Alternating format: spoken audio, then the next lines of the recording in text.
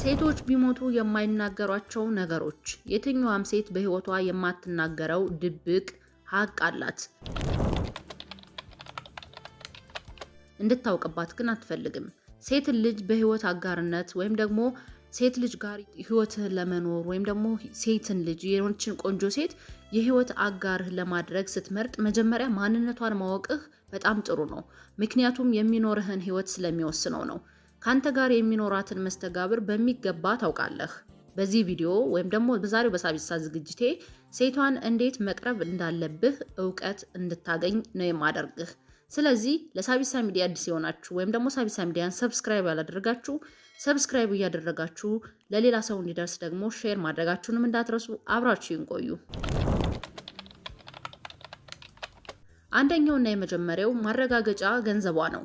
ብዙ ሴቶች በአንደበታቸው አመኑም አላመኑም በድብቅ አእምሯቸው ከወንዶች እውቅና ይፈልጋሉ። ዋጋቸውን የሚተምኑት ወንዶች በሚሰጧቸው እውቀትና ትኩረት ነው። ሙገሳ፣ አድናቆትና ክብር ምግባቸው ነው። አእምሯቸው የሚወጠረው ትኩረት ካገኙ ብቻ ነው። ስለዚህ ይህንን መረዳት ይኖርብሃል። ለማይገባት ሴት የማይገባትን እውቅና አትስጥ። እውቅና ስትነፍጋት ነው የምትቀርብህ። አይተህ ያላየ በመምሰል ማርካት፣ እስረኛ አድርጋት።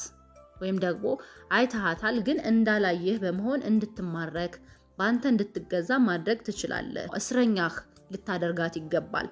ምክንያቱም እንዳልኩ ነው፣ ማረጋገጫ ለሴት ልጅ ትልቅ ነገሯ፣ ሀብቷ፣ ገንዘቧ ነው። አንተ በምትሰጣት አድናቆት፣ ሙገሳ፣ አንተ በምትሰጣት ክብር፣ አንተ በምትሰጣት አስተያየት ነው ለራሷ ዋጋ የምትሰጠው ወይም ደግሞ ለራሷ ትልቅ ክብርና ፍቅር የሚኖራት አእምሯ ውጥር የሚለው ደስተኛ የሚሆነው አእምሯ ሙሉ የሚሆነው አንተ በምታደርገው ማረጋገጫ ስለሆነ። ሁለተኛው ሁሉም ሴቶች የመጀመሪያ የፍቅር ታሪክ አላቸው። ነፍሷ ከመጀመሪያው ወንድ ጋር ናት። ምንጊዜም ያንን ወንድ አትረሳውም። ፍቅርና የፍቅር ግንኙነትን የምትመለከተው በመጀመሪያው ወንድ ነው። ብታምንም ባታምንም ያ ወንድ ዛሬም አእምሯ ውስጥ አለ። ያ ወንድ አእምሯ ውስጥ ታትሟል። ማንኛውም ሴት የመጀመሪያ የሆነ የራሱ የሆነ ትልቅ የፍቅር ታሪክ ይኖራታል። ትልቅ ማለት ትልቅ ስላችሁ ይሄ ግዴታ በሚዲያ የወጣ ያበደችለት ምናምን ላይሆን ይችላል። ግን ለሷ አእምሯ ውስጥ ትልቅ ቦታ የያዘ ራሱን የቻለ ለሷ ፊልም የሆነ የፍቅር ታሪክ አላት። ስለዚህ ያን የፍቅር ታሪኳን ያንኛውን ወንድ ምንጊዜም ቢሆን ልታምንልህም ላታምንልህም ትችላለች። ረስቸዋለሁ ብላ ልትዋሽ ትችላለች። ግን ቢሆንም አእምሯ ውስጥ ታትሟል። ልትረሳው አትችልም። የፈለገ ወንድ ከዛ በኋላ መጥቶ ልታፈቅር ትችላለች እንጂ የድሮውን ማንነቷን ወይም የድሮውን ባሏን የድሮውን ፍቅረኛዋን በፍጹም ከአእምሯ ውስጥ ልታወጣው አትችልም። ምክንያቱም አእምሯ ውስጥ ስለታተመ ብቻ ነው። ሶስተኛው ሴቶች እንደ መጽሐፍ ያነቡሃል። የሰውነት እንቅስቃሴህን ተመልክተው በራስ መተማመንህንና አቅምህን የማወቅ ችሎታ አላቸው። አቋቋምህን፣ አረማመድህን፣ የንግግር ድምጽህን ወይም ደግሞ ይሄ የንግግር ቃልህን ምናምን ተመልክተው ሙሉ መረጃ ማግኘት ይችላሉ። ለንቋሳና ደካማ ከሆንክ በደቂቃዎች፣ በሰከንዶች፣ በቅጽበት ነው የሚያውቁብህ። ከምትለብሰውና ከሌላው ነገር ሁሉ በላይ በራስ መተማመንህ ዋጋ አለው። እሱን ማሳደግ ይኖርብሃል። አንተ ከለበስከው ልብስ፣ ከምትነዳው መኪና፣ ከምትኖርበት ቤት፣ ከምትበላው ምግብ በጣም በተሻለና ከዛ ትልቅ በሆነ ነገር በራስ መተማመንህን ልታዳብር ይገባል። ያ ነው ዋጋ የሚያሰጥ። በራስ መተማመን ያለው ወንድ ብትሆን ተመራጭ ነው። ከምትለብሰው ከሁሉ ነገር በፊት በራስ የምትተማመን ኮንፊደንስ ያለው ወንድ መሆን አለብህ። ምክንያቱም እንዳልኩ ነው፣ ሴት ልጅ እንደ መጽሐፍ ነው ቁጭ አርጋ አንተን የምታነብህ። ባረማመድ፣ በአቋም፣ በንግግር፣ በምታወጣው በእያንዳንዱ ቃል አንተን መገመትና ያንተን ማንነት ማወቅ ስለምትችል። አራተኛው ጠንካራ ወንዶች ሲያዩ ይሻፍዳሉ። የትኛውንም ያህል በሳልና በራሷ መኖር የምትችል ሴት ብትሆንም በልቧ የስሜት ከፍታና ዝቅታዋን የሚቆጣጠርላትን ጠንካራ ወንድ ትፈልጋለች። እንደ ሕፃን ልጅ የሚንከባከባትን ወንድ ትፈልገዋለች።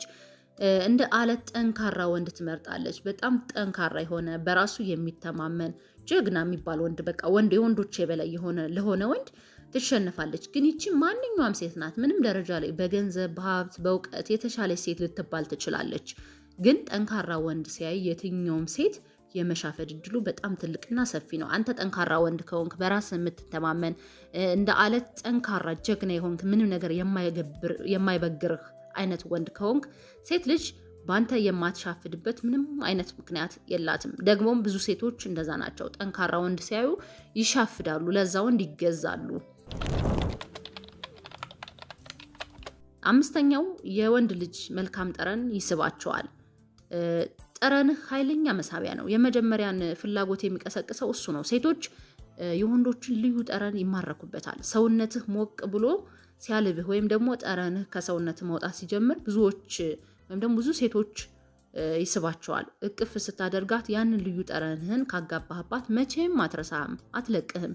ይሄ የሚሆነው ግን ጠረንህ መልካም ከሆነ ብቻ ነው። ቅርናታም ከሆንክ አፍንጫዋን ይዛ ጥላ ነው የምትሄድ እንጂ አንተ ጠረንህ ይማርካታል ስልህ አንዳንድ ጅል ወንዶች ካላችሁ ዝም ብሎ ጅሉ ጠረን ሁላ ምናምን ላበትህ ምናምን ይሄ ምናምን ቆሻሻው ምናምን ነገር ይሄ ጅል ቅርነት ያልክ ሽታ ካለ በምን መልኩ ልትወድ ትችላለች? አትሳበብህም። ግን መልካም ጠረን ላለው ወንድ በጣም ኃይለኛ መሳቢያው እንደውም ወይኔ ሲያልፍ የሚሸተኝ ሽታ ይለያል።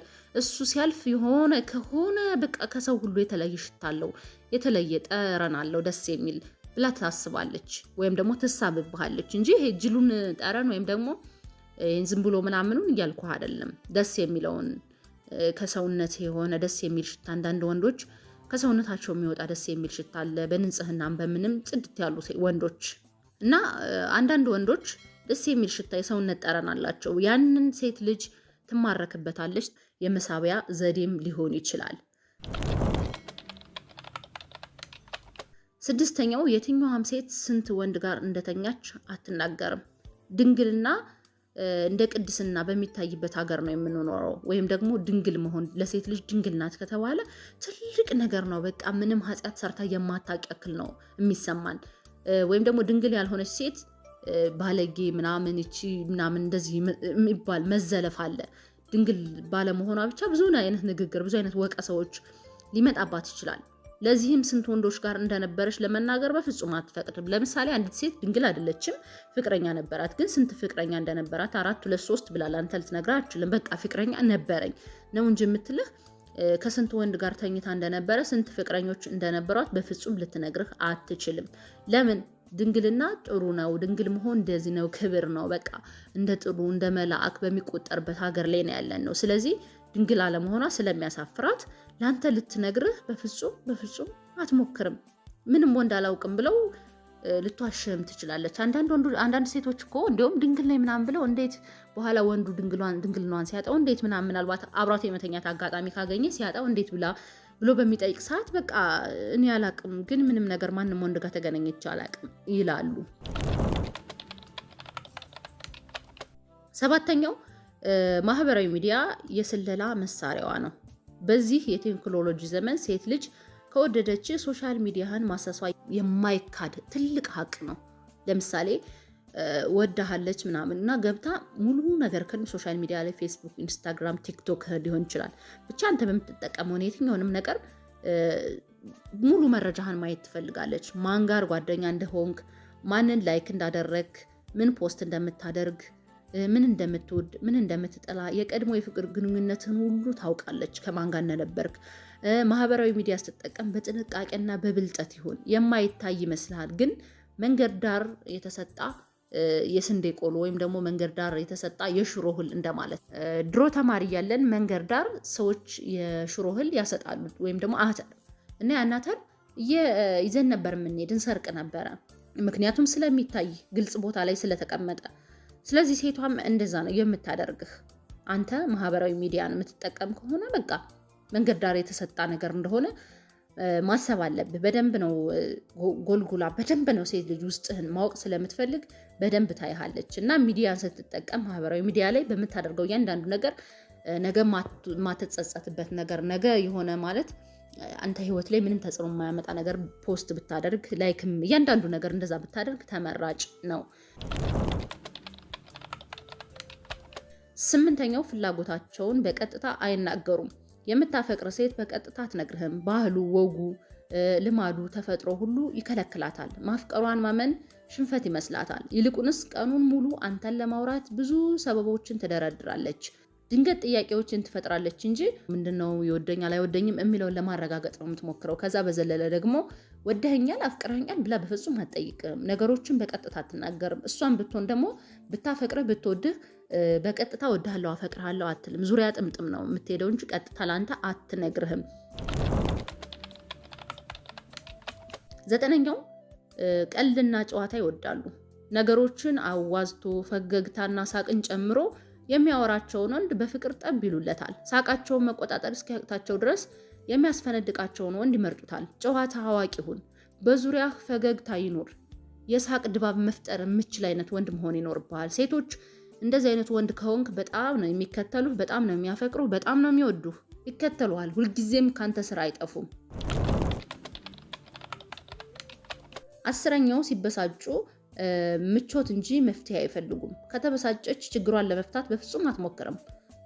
ከዛ ይልቅ የሆነ ቀለል ያለ ነገር ወይም ደግሞ የሆነ ደስ የሚል ነገር ብታደርግላት ትፈልጋለች። እንድታደምጣት ስታወራ በጣም ያልፍላታል። እኛ ሴቶች የሆነ ከፍቶን ምናምን የሆነ ነገር ቸግሮን የሆነ ብቻ ስሜታችንን ብናወራው ይበልጥ ይቀለናል። እንትን ነው የምንፈልገው ምቾቱን ነው እንጂ መፍትሄ ለዛ ነገር መፍትሄ ብዙ ጊዜ አንፈልግም። ስለዚህ በስሜት መቀራረብ ከሁሉም በላይ ሴቶች አጥብቀው የሚፈልጉት ጉዳይ ነው። በስሜት ከሆነ ወንድ ጋር በቃ ይሄ ከአካላዊ ነገር ይልቅ በስሜት መቀራረቡን በጣም ይበልጥ ይወዱታል፣ ይፈልጉታል። 11ኛውና የመጨረሻው ፍላጎትህን በቀጥታ ተናገር። ሴቶች በቀጥታ ተናጋሪ ወንድን ይወዱታል። ዙሪያ ጥምጥም ከመሄድ እንደዚህ እፈልጋለሁ፣ በቃ እንደዚህ ነው፣ እኔ እንደዚህ እወዳለሁ፣ እንደዚህ አድርጋለሁ፣ እንደዚህ እወድሻለሁ፣ አብረሽኝ እንድትሆኝ ፈልጊያለሁ ብትላት ትመርጣለች። ቀጥታ ዙሪያ ጥምጥም ከመሄድ ምንድነው የሚዞረኝ መናገር የሚፈልገውን አይናገርም እንዴ እንድትልህ መሆን የለብህም። ቀጥታ ተናጋሪ ወንድን ሴቶች ስለሚወዱ። ውድ የሳቢሳ ቤተሰቦች የዛሬው ፕሮግራም ይህን ይመስላል። ለሳቢሳ ሚዲያ አዲስ የሆናችሁ ሰብስክራይብ አድርጉ። ሀሳብ አስተያየታችሁን ኮሜንት ላይ ጻፉልኝ። መልካም ጊዜ